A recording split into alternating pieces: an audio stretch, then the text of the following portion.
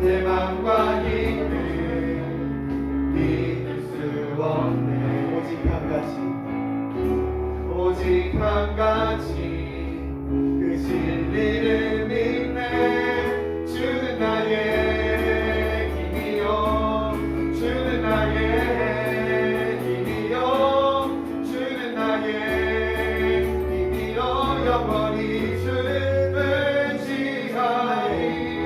주는 나의 힘이요, 주는 나의 힘이요, 주는 나의 힘이요. 영원히 주를 의지하리. 영원히 한 번 더 하늘 위에 주님밖에. 하늘 위에 주님밖에 내가 사모할 자, 내가 사모할 자 이 세상에 없네. 내 맘과 힘을 믿을 수 없네. 오직 한 가지 그 진리를 믿네. 주는 나의 힘이요, 주는 나의 힘이요, 주는 나의 힘이요. 영원히 주를 의지하리. 주는 나의 힘이요, 주는 나의 힘이요, 주는 나의 힘이요. 영원히 주를 의지하리. 영원히.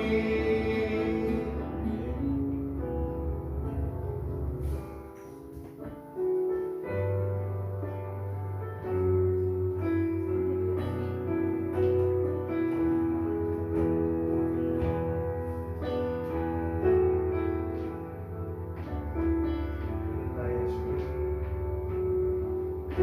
그는 나의 주 아버지, 내 영혼을 불밭에 누이시고 새와 나무의 노래로 내 맘을 위로하여 주시네. 양들이 주인 찾듯이 오직 한 목자인 내 주님을 내가 찾고 또 따르니 주 곁에 나를 메어 주소서. 주는 내 피난처 내 요새 되시니 내 피할 곳은 주뿐이네. 나 돌아갈래 고향 주의 집에서 내 주님 맞아 주시니. 다시 한번 처음 가르치는 그는 나의 주. 그는 나의 주 아버지, 내 영혼을 불밭에 누이시고 새와 나무의 노래로 내 맘을 위로하여 주시네. 양들이 주인 찾듯이 오직 한 목자인 내 주님을 내가 찾고 또 따르니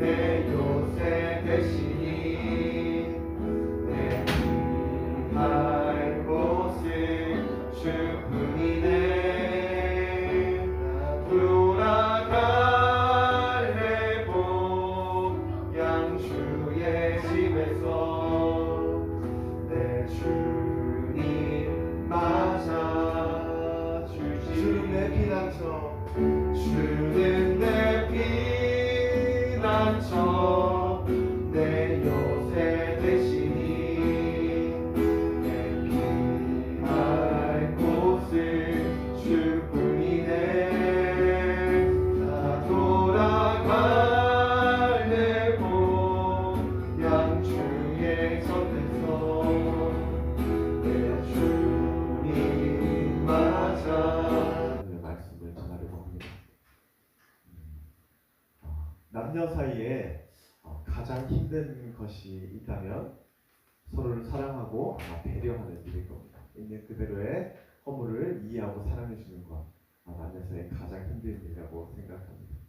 또 남녀 사이에 서로를 사랑하고 이해하는 것이 가장 힘들지만 또 그리스도인의 남녀 사이에 더욱 힘든 것은 이 말씀이 그리스도인들의 남녀 사이의 중심이 되어서 말씀의 진리에 따라 순종하고 서로의 관계하는 그 행위가 정말 힘든 행위입니다. 서로를 존중해야 될 신랑 신부가 크게 부부싸움을 했습니다. 신랑은 당연히 자신의 몸과 같이 아내를 사랑해야 되고, 그래서 신부는 교회의 머리된 예수 그리스도와 같이 한 가정의 머리된 남편을 존중하고 사랑해야 되는 것이 말씀이 기록한 우리들에게 허락한 하나님의 명령입니다. 그런데 이 남녀가 이렇게 막 부부싸움을 하는데 그들의 부부싸움의 논쟁은 누가 더 말씀에 빗대어 잘 살아간다는 거예요. 그래서 부인은 아니 내 몸과 같이 나를 사랑하라는 것이 하나님의 말씀인데 그렇게 하셨나요? 라고 물어보고, 또한 남편은 아니 나는 가장의 제사장인데 예수 그리스도의 머리된과 같이 나를 존중하였습니까? 라며 논쟁을 하기 시작했습니다. 그래서 그 부분을 한 목사님께 자신이 심호하고 섬기는 그 목사님께 가지고 나갔어요. 그래서 목사님께 물었습니다. 아니 저희가 저희의 모든 관계의 잘잘못을 성경에 빗대어 봤을 때 누가 더 잘하고 누가 더 잘못된 건지 목사님 결론 내어주세요. 라고 이 부부가 목사님께 이야기했습니다. 목사님 사실 이 말씀의 진리 앞에 누구도 자유로울 수 없기에, 그리고 누가 옳다 누가 그르다 아무도 정지할 수 없기에 사실 목사님의 입장이 너무나 난처한 상황이었어요. 그래서 목사님이 그 부부에게 이렇게 이야기했다고 합니다. 누가 더 잘했고 누가 더 잘못됐는지를 판가름하기 이전에 여러분들의 말과 행동이 주님 보시기에 바른가 먼저 바라보시길 바랍니다. 라고 고백을 했습니다. 목사님이 하고자 하셨던 말씀은 잘잘못을 따지기보다 우리 모두 하나님의 진리 앞에 바르지 않기에 스스로를 되돌아보라 라고 이야기했던 목사님의 의도였던 것 같습니다. 저는 하나님 보시기에 바른 말과 행동을 선택하여라 라는 이 목사님의 말이 단지 결론 내리기 힘든 이 부부싸움을 회피하고자 하는 대답이 아니라고 생각합니다. 하나님 보시기에 바른 선택과 하나님 보시기에 바른 말과 행동을 하라는 이 질문과 이 해답이 사실 전인격적인 그리스도인에게 가장 필요한 스스로에게 질문되어야 할 질문이라는 생각이 듭니다. 오늘날 이 땅에 살아갈 때 그리스도인이 잊어버리지 말아야 할 질문이 저는 하나님 보시기에 바른 선택을 하였냐입니다. 신앙인으로서 가장 필요한 덕목이 있다면 당연히 하나님의 말씀에 순종하는 것이죠. 저도 매일의 기도를 통해서 하나님의 뜻을 구합니다. 하나님 저 오늘은 이 기도 제목 가지고 주님 앞에 나아갑니다. 하나님께 나아가지만 때로는 하나님께서 아무런 응답하지 않고 때로는 주님께서 기다리라조차 말씀하지 않을 때가 있습니다. 그럴 때 저는 이 목사님의 말씀처럼 항상 이 질문을 제 마음 중심에 둡니다. 하나님 제가 무엇을 하기 위해 주님께 기도하지만 주님 저에게 아무런 말씀하지 않을 때 저는 항상 이 질문을 제 마음 신앙의 중심에 던집니다. 내가 하고자 하고 선택하고자 하는 이것이 하나님 보시기에 바릅니까?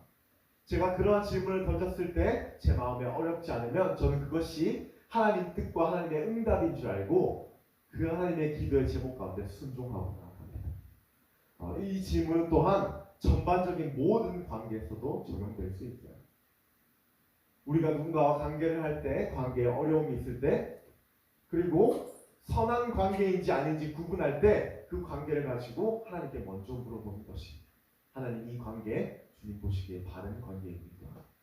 아버지 이 관계를 통하여 우리가 하나님과 조금 더 멀어지는데 주님 보시기에 바른 관계가 아니지요? 라고 우리는 우리의 마음 가운데 질문하고 주님의 뜻에 따라 갈 수 있는 것입니다. 사실 이 질문을 제가 뭐라고 표현했냐면 하나님 주님 보시기에 바른 말과 행동과 선택하는 거 하나님께 자문하고 질문하는 것이 주님 뜻에 우리의 삶을 조금씩 맞추는 과정이라고 생각해요. 우리 인간은 연약하여 온전한 하나님의 뜻을 알 수 없습니다. 그리고 때로는 하나님이 묵묵부답할 때가 있어요. 그럴 때 주님의 결을 우리의 삶 가운데 드러내기 위해 우리는 신앙의 중심 가운데 항상 모든 삶의 전반적인 가운데 이 질문을 드려야 돼요. 하나님 이거 주님 보시기에 바릅니까? 하나님 이 행동 하나님 보시기에 바릅니까? 사실 많은 그리스도인은 이 질문을 하지 않은 채 신앙생활을 하고 살아갑니다. 왜? 주님 보시기에 바르지 않는 걸 마음으로 깨달아 주님께서 응답해 주셨기 때문에 그 행동과 행실과 나의 모든 마음이 하나님 보시기에 조금 더 바르지 않아 주님 양심을 통하여 나에게 돌이키라 말씀하지만 그 하나님의 말씀을 듣고 싶지 않아 내 뜻대로 살기 원하여 우리는 우리의 전반적인 신앙생활을 가운데 이 모든 질문을 묵인한 채 살아갑니다. 여러분 오늘 목사님의 말씀처럼 그 신혼부부의 다툼 가운데 목사님이 명쾌한 회답처럼 말씀해 주셨던 것처럼 우리는 우리 삶의 중심 가운데 하나님 보시기에 바릅니까? 라는 질문이 되어야 할 줄 믿습니다. 이것이 하나님의 뜻을 내 뜻에 맞추어가는 과정입니다. 하나님의 뜻 가운데 내 삶을 놓아주는 과정입니다. 여러분 그러한 질문이 되어 우리의 삶 가운데 하나님의 삶의 결이 넉넉히 드러나는 여러분 되시길 바랍니다. 오늘 우리가 읽었던 말씀 열왕기상 14장은 이 아사왕이라는 왕의 정치, 문화, 역사의 일대기를 다룬 아주 중요한 말씀입니다. 자신의 아버지인 아비얌이라는 아버지가 있었습니다. 그런데 이 아비얌은 불과 3년 만에 자신의 모든 왕권을 다 폐위하게 돼요. 그 이유는 당연히 하나님 외에 다른 신을 섬기고 악한 제단을 세웠기 때문입니다. 그래서 하나님께서 그 아비암의 왕권을 거두어 가십니다. 그리고 그를 멸절하세요. 졸지에 아사왕은 10대라는 나이에 아버지의 왕권을 이어받게 돼요. 그리고 그는 총 41년이라는 시간을 남유다 왕국을 지배하게 됩니다. 사실 왕이 오랜 왕권과 왕정 정치를 한다는 것은 하나님께 정말 큰 축복을 받은 거예요. 아사왕은 분명히 하나님의 큰 은혜를 받았던 거예요. 그것의 근거로 사실 남유다 41년 동안 아사왕이 통치하는 동안 북이스라엘은 6명의 왕이 바뀌는 역사가 기록되어 있습니다. 그들 또한 하나님을 향한 그 중심을 잃어버려 하나님이 6번째 왕을 바꾸는 그 일들을 행하세요. 그러니까 아사왕 41년의 통치 동안 10대 왕의 우시야가 50년이 넘는 남유다의 왕권을 취리한 그 이후에 가장 많은 정치 활동을 하고 그 나라의 왕권을 가졌던 왕이 바로 아사왕입니다.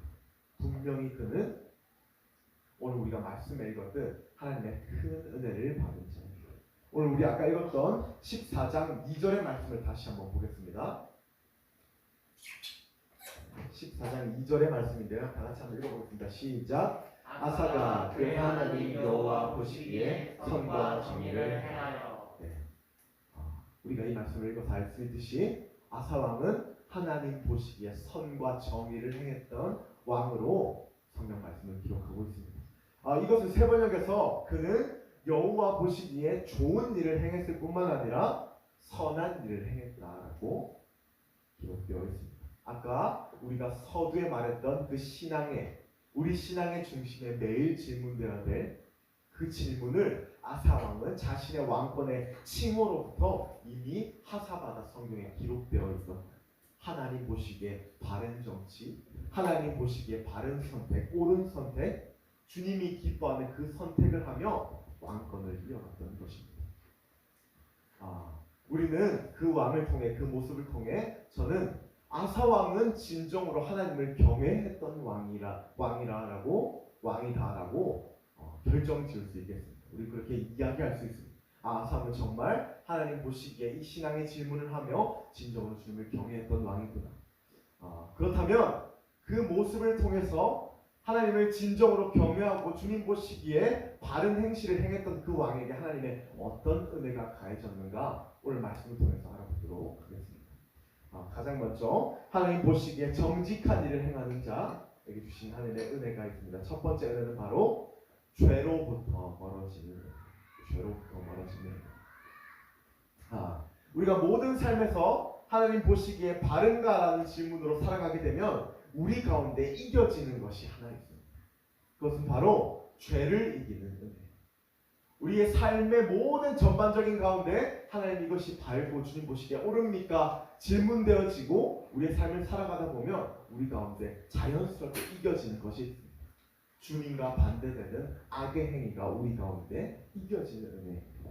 죄를 이기는 은혜. 우리 3절부터 5절의 말씀인데요.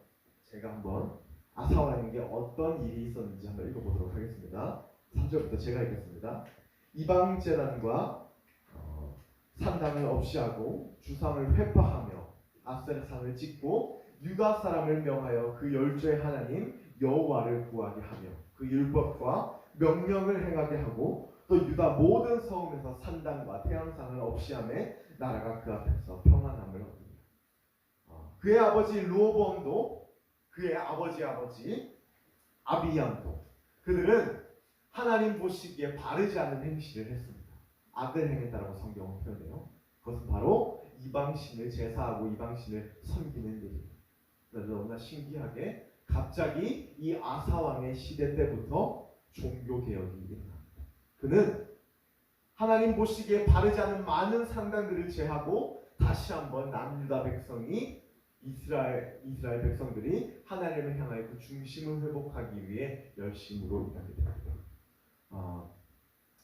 집안 대대로 내려오는 이방신을 섬기는 그 죄악으로부터 그가 자유할 수 있었던 것은 아버지와 할아버지로부터 내려오는 그 집안 대대로 내려오는 그 죄성을 끊을 수 있었던 것은 그 가운데 하나님 보시기에 바른 선택이라는 선택을 했기 때문에 아사왕은 하나님 보시기에 옳은 일과 옳은 선택을 하기 위해 주님 앞에 엎드렸기 때문에 그 안에 죄로부터 참 자유가 있었던 것을 성경은 우리들에게 말해주고 있습니다. 저는 이 말씀을 읽으면서 저에게 한 가지 확답되어 들리는 하나님의 응답이 있었습니다.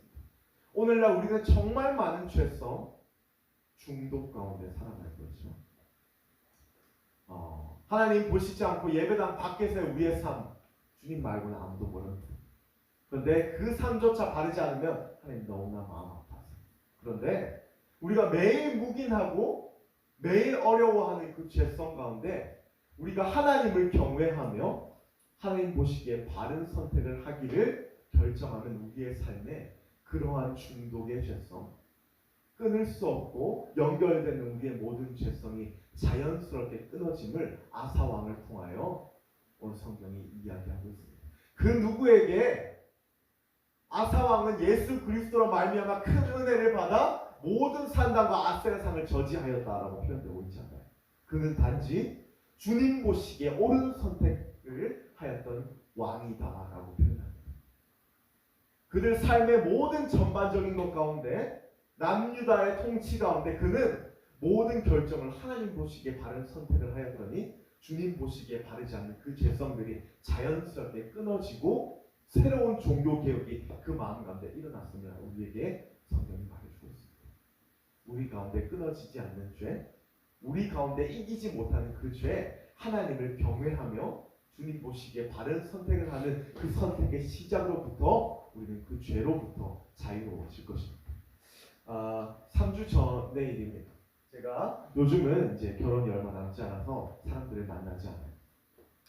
코로나가 조금 심해져서이기도 하고 결혼이 얼마 남지 않기 때문에 몸을 좀 조심하는 경향이 있습니다. 그런데 3주 전에 제가 전에 교회에 섬기던 그 많은 형제들 제가 참 많이 관계하고 많이 신앙적 고민을 나누던 많은 형제들, 리더들을 저희 집에 다 초청하고 다 같이 밥을 먹었어요. 사실 제가 다니는 그 교회는 여성 교육자밖에 없습니다. 남자가 없어요. 참 신기하고 재밌는 일이죠. 목사님은 남자 목사님이나 그 많은 양들을 관리하는 부서의 목사님과 전도사님이 여자 전도사님, 여자 사역자예요. 그래서 이제 많은 청년들, 형제들이 와서 하나님의 마음을 나누는데 여자 전도사님밖에 없다 보니까 자신의 마음에 나눌 수 없는 질문들이 너무나 많다는 거예요. 그래서 만나기 전에 저에게 제가 형이 사역자니까 남자로서 질문할 수 없는 많은 질문들을 가지고 가겠습니다. 그래서 저는 기도했어요. 하나님, 제가 어떻게 질문하에 대답하지 못하면 어떡하죠? 라는 마음으로 이렇게 기도했습니다. 그리고 많은 청년들이 모여서 이렇게 식사를 하고 이렇게 서로 나눔을 가지는 자리가 있었어요. 그래서 그 형제가 저에게 번쩍 들더니, 형, 제가 사실 가장 큰 고민이 있대요. 그래서 제가 뭐냐고 물어봤습니다. 자신이 가장 사랑하는 여자친구가 있대요. 정말 하나님 안에서 거룩하고 정결하게 너무나 사랑하는 여자 자매라고 합니다. 그래서 제가 너무나 잘 됐네. 그런데 자기 마음에 자신도 모르게 지나갈 때마다 그 지나간 여자를 사랑하지 않는데 자신도 모르게 여자친구가 옆에 있는데 자꾸 그 여자를 보게 된다. 그래서 제가 고민을 했습니다. 하나님, 이걸 어떻게 대답해야 될까요? 그리고 가장 첫 번째 그에게 말했던 이야기는 하나님께서 남자를 부족하게 만든 탓이다라고 먼저 이야기했습니다. 하나님은 태초부터 남자를 여자보다 부족하게 만들어 우리는 본능적이 너무나 강하다라고 표현했습니다. 그러면서 제가 안도의 한숨을 쉬며 그에게 그렇게 이야기했습니다. 그런데 정말 많은 그리스도인은 그걸 죄로 깨닫지 못한다. 그런데 네가 하나님 앞에 그렇게 경외하며 주님 보시기에 바르지 않는 그 질문을 매일같이 너의 마음 가운데 던지니 그것이 하나님 안에서 바르지 않는다는 걸 깨달은 그것이 주님의 은혜다라고 표현했습니다.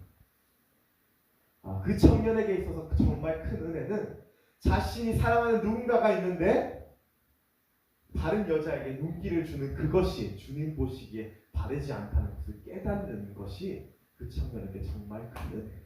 저는 그러한 신앙의 질문과 하나님을 경외하는 마음이며 분명히 그 죄로부터 그는 자유케 될 거라는 믿음의 확신이 있었습니다. 그리고 그에게 동일하게 이야기했습니다. 네가 그렇게 신앙의 선한 몸부림을 치고 네가 그렇게 주님 보기에 바르지 않는 많은 일들을 마음 아파한다면 너는 분명히 그 죄로부터 자유로울 거야. 걱정하지 마 라고 이야기했습니다. 오늘날 많은 목회자들, 저는 이 목회자들 이야기하는 것이 너무나 어렵고 힘들지만 목회의 중심 가운데 이 아사왕과 같이 하나님 보시기에 바른 목회를 하였다면 저는 많은 목회자들이 죄 가운데 무너져 많은 사람들과 믿지 않는 사람들의 질타를 받지 않을 거라고 생각합니다.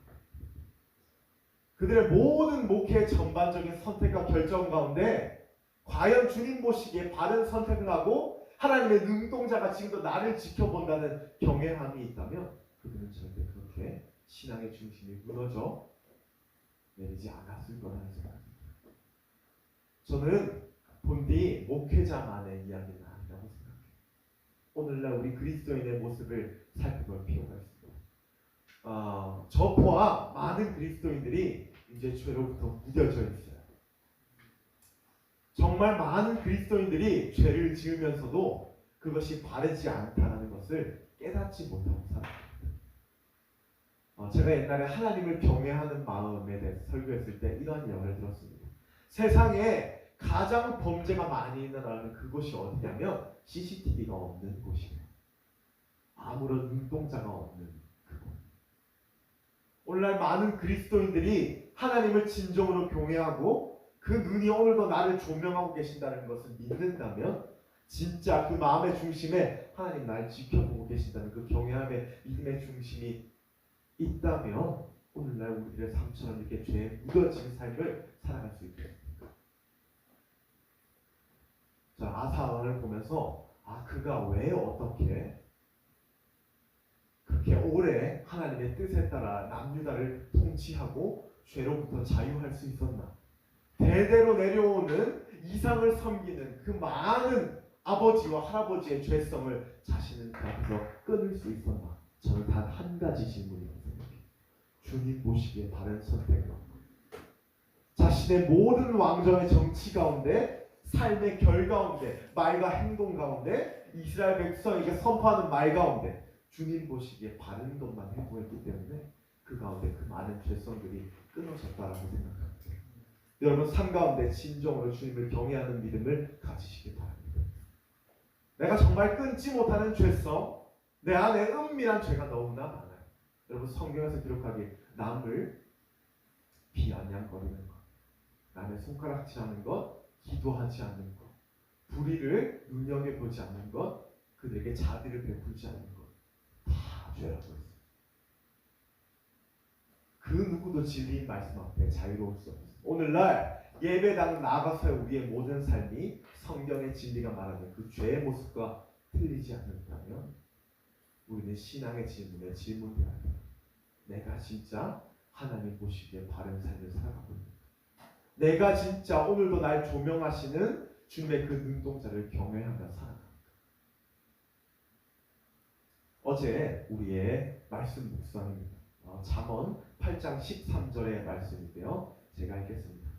여호와를 경외하는 것이 악을 미워하는 것이라. 그 악은 교만과 거만과 악한 행실과 패역한 입을 미워한다라고 표현합니다. 교만과 거만은 내적인 죄를 의미합니다. 악한 행실과 교만한 입은 외적인 죄성을 이야기합니다. 그런데 그것을 이기고 그것으로부터 자유할 수 있는 것은 단 한 가지라고 지혜에서 잠언 8장 13절의 말씀에 우리에게 말하고 있어요. 바로 여호와를 경외하는 것이. 오늘 전반적으로 정말 많은 이슈가 되고 있는 그 청년이 한강에 죽었던 그 이야기. 그 40분, 그 시간 아무도 알지 못해요.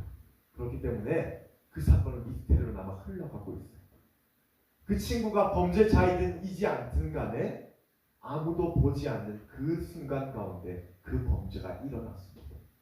여러분 하나님의 눈을 묵인하고 살아가면 너무나 자연스럽게 우리는 죄의 종노릇하며 살아갑니다. 하나님을 경외하지 않는 삶을 살아가면 이 여로보암과 아비암과 같이 아사의 아버지와 할아버지와 같이 우리는 하나님이 세운 백성임에도 불구하고 주님 외에 다른 신을 따라가는 죄성 가운데 살아갑니다. 우리 삶 가운데 이기지 못하는 죄성, 중독의 죄, 주님 보시기에 바르지 않는 것이 너무나 많은 우리 삶의 이 중심 가운데 주님을 경외하며 그 죄로부터 자유해지는 여러분 되시길 바랍니다. 그리고 마지막 아사왕이 하나님을 경외하는 믿음으로 말미암아 그에게 어떠한 은혜가 있는지 살펴보겠습니다. 우리 본문의 말씀 8절 9절의 말씀 8절 9절의 말씀 다 같이 한번 읽어보겠습니다. 시작. 아사의 군대는 유다 중에서 큰 방패와 창을 잡는 자가 30만이요 빼앗는 중에서 작은 방패를 잡으며 활을 당기는 자가 28만이라 다 큰 용사라.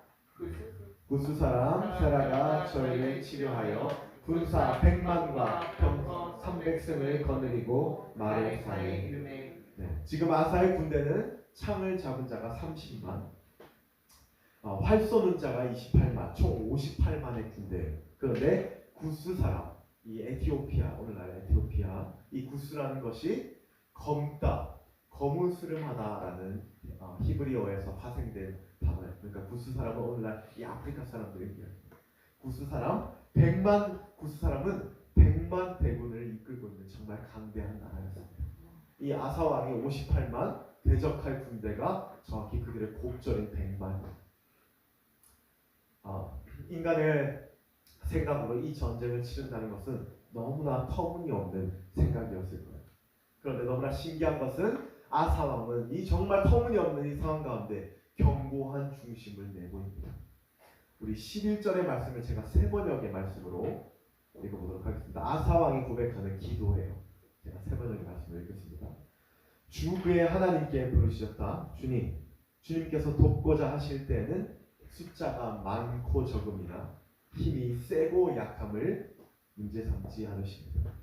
우리가 주님을 의지하고 주님의 이름으로 그 무리를 물리치러 왔으니 주 우리의 하나님 우리를 도와주십시오. 주님은 우리의 하나님이십니다. 인간이 주님을 이기지 못하도록 해주십시오. 그의 고백을 통해서 우리가 무엇이 느껴집니까? 바로 믿음의 담대함을 느낄 수 있어요. 하나님을 경외하며 살아가고 자신의 신앙의 질문 가운데 주님 보시기에 바른 삶을 살아가는 자에게 하나님이 주신 은혜는 바로 신앙의 견고함입니다. 아사왕은 하나님께 자신의 모든 삶을 드리며 주님 보시기에 바른 삶을 선택했습니다. 그렇기 때문에 그의 마음에 회복되고 믿어지는 한 가지의 은혜가 있어요. 바로 하나님과 동행하는 은혜. 그렇기 때문에 그는 하나님이 오늘 이 전쟁 가운데 일하실 것이라는 믿음의 견고함의 믿음의 중심이었습니다. 그는 하나님을 진정으로 경외했던 왕이었기 때문에 얼마나 하나님과 많은 관계를 했겠습니까? 하나님 보시기에 바른 정치를 해야 되기 때문에 얼마나 많은 무릎을 꿇고 주님 앞에 나아가겠어요. 하나님은 그러한 자에게 주는 은혜가 있습니다. 바로 주님이 믿어지는 은혜. 살아계신 하나님이 믿어지는 은혜. 하나님의 뜻대로 살아가는 자에게 하나님의 경외하는 은혜를 주님께서 허락해 주세요. 여러분 삶에서 하나님 이것이 주님 보시기에 옳습니까? 라고 고백하면 그렇게 묻고 살아가는 것은 살아계신 하나님을 인정하는 신앙의 고백이에요. 우리가 삶에서 하나님이 이것이 바릅니까? 라고 묻는 것은 하나님 살아계십니다. 나의 뜻을 주님께 맞춰드립니다. 라는 신앙의 고백의 간증이 될 수 있습니다. 그렇기 때문에 우리가 그러한 신앙의 고백을 가지고 하나님께 살아가면 우리 마음 가운데 더욱 견고히 세워지는 것이 있어요. 바로 하나님 정말 살아계시는구나. 내가 정말 하나님 내 삶 가운데 믿어지는구나 라는 은혜가 우리 가운데 생겨지게 돼요. 오늘 아사왕은 그 믿음의 견고함이 그의 삶의 전반에 그 마음의 중심에 견고히 자리 잡았기에 이 인간의 눈으로 바라볼 수 없는 이 숱한 전쟁 가운데 하나님을 의지하며 주님의 일하심을 신뢰하며 나아갔습니다. 어려운 순간에도 하나님을 경외하며 그 모든 어려움을 넉넉히 감당했던 자가 있어요. 바로 다윗입니다. 시편 25편 12절의 말씀에 다윗은 우리들에게 이렇게 이야기해요. 여호와를 경외하는 자 누구뇨? 그 택할 길을 하나님께서 가르치시니라고 표현하고 있습니다. 하나님을 경외하는 자는 하나님이 그 인생과 그의 삶을 그냥 두시지 않으시고 그의 한 걸음도 친히 주님께서 인도하신다. 이것이 주님을 경외하며 걸어가는 자의 은혜예요. 하나님이 믿어지고 하나님이 일하실 것을 믿어지는 믿음의 담대. 이것이 주님이 주시는 은혜예요. 한 프로그램에서 정말 재미있는 실험을 했습니다. 그 실험은 아이가 부모님의 음성에 얼마나 안정감을 갖느냐의 실험이었어요. 그러니까 5m 정도 되는 거리에 그 아이가 이렇게 놓여져 있습니다. 그런데 너무 신기한 건 그 아이가 눈을 가리고 그 5m 되는 거리를 모르는 사람에 인도되어 걸어가게 돼요. 그리고 한 사회자가 그 아이에게 5m 정도 걸어가세요. 한 발, 한 발, 한 발. 그런데 그 아이는 두려워하며 떨며 그 제자리에 걸어가지 못해요. 방향 감각을 잃어버린 채 앞으로 5m만 걸어가면 되는데 눈을 가리고 아무것도 보이지 않으니 어린 아이의 마음이 얼마나 그 걸어가는 길이 무겁겠어요. 그래서 그 아이는 그 자리에서 울음을 터뜨리며 그 걸음을 멈춰버렸어요. 다른 아이가 있었습니다. 그런데 그 아이도 동일하게 눈을 가리고 5m의 길을 걸어가요. 그런데 사회자의 음성이 아니라 그 아이를 키우는 어머니의 음성이 그 아이 뒷받침합니다. 어머니가 절대 터치하지 않고 단지 음성으로 아이에게 이야기해요. 누구누구야 앞으로 한 걸음 걸어가. 그런데 이 아이는 정말 담대하게 한 걸음 이렇게 걸어가요. 그리고 또 한 걸음, 그리고 또 한 걸음. 그리고 사회자가 지정한 그 5m의 걸음을 너무나 건강하고 안전하게 잘 걸어가요. 제가 이 실험을 보면서 이 실험의 논제는 아이가 부모의 음성에 얼마나 안정감 있게 반응하는가에 대한 실험이었어요. 제가 이 아이의 이 실험을 통해서 저에게 느껴지는 단 하나의 마음이 있었어요. 인간은 육신의 부모의 음성에 이렇게 안전하게 반응하는데 영적인 아버지가 우리의 앞에 한 걸음을 인도한다면 우리가 얼마나 담대히 그 걸음을 걸어갈 수 있겠는가라는 신앙의 고백이 제 마음 가운데 되어졌습니다. 하나님을 믿는 믿음과 하나님의 살아계심을 오늘 아서와 같이 주님을 경외하는 마음으로부터 생깁니다. 그리고 하나님 보시기에 바른 선택을 하는 그 결정으로부터 하나님의 살아계심이 우리 가운데 믿어지기 시작해요. 그럼 그때 하나님은 우리에게 한 걸음 한 걸음 걸어갈 한 걸음들을 제시하십니다. 누구에게 이렇게 걸어가. 그것은 내가 보기에 너무나 옳은 선택이니 그렇게 하렴. 주님께서 한 걸음을 제시해 주세요. 그러면 우리는 그 하나님의 음성 앞에 순종하고 반응하며 걸어가면 됩니다. 어떤 어려움과 고난이 있을지라도 아사왕이 이렇게 담대할 수 있었던 것은 그 하나님과의 교제 가운데 주님의 음성이 그 가운데 확고했기 때문입니다. 우리 삶의 신앙의 모든 전반적인 삶 가운데 이 아서왕과 같이 하나님 이 걸음이 당신 보시기에 옳습니까? 라는 질문으로 걸어가는 여러분 되시길 바랍니다. 인간의 생각에 그 전쟁에 이길 수 없다 할지라도 아서왕이 담대히 걸어갔던 것은 명확한 하나님의 음성이 그 가운데 확고히 서 있었기 때문입니다. 신앙의 걸음을 걸어가다 보면 폐역하고 어두운 이 세대를 걸어가다 보면 사실 너무나 힘들게 한 걸음 한 걸음 걸어갈 때가 있습니다. 그때 오늘 이 아이를 테스트했던 이 영상처럼 우리에게 가장 필요한 것은 주님의 한마디의 음성입니다. 너무나 안전하고 우리를 사랑하시는 하나님의 그 음성입니다. 여러분 그 하나님의 음성에 반응하며 주님의 길을 넉넉히 안전히 걸어가는 저와 여러분 되시길 바라요. 말씀을 마치면서 저는 역대하 저자가 아서왕을 수식할 때 그는 하나님 보시기에 정직한 일을 행했던 자라고 수식하고 있어요. 그런데 저는 이 수식이 아서왕뿐만 아니라 오늘날 우리에게 수식되는 하나님의 음성이 되었으면 좋겠습니다. 신앙생활을 살아갈 때 원준이는 사역자 백정우는 진정으로 주님 보시기에 바른 선택만을 하고 행했던 주님의 자녀다 라는 수식으로 말미암아 죄로부터의 중독으로부터의 자유함을 얻고 하나님의 인도함을 따라 믿음의 담대함으로 이 신앙의 걸음을 넉넉히 이겨나가는 저와 여러분들에게 간절히 주님의 이름으로 축원드립니다.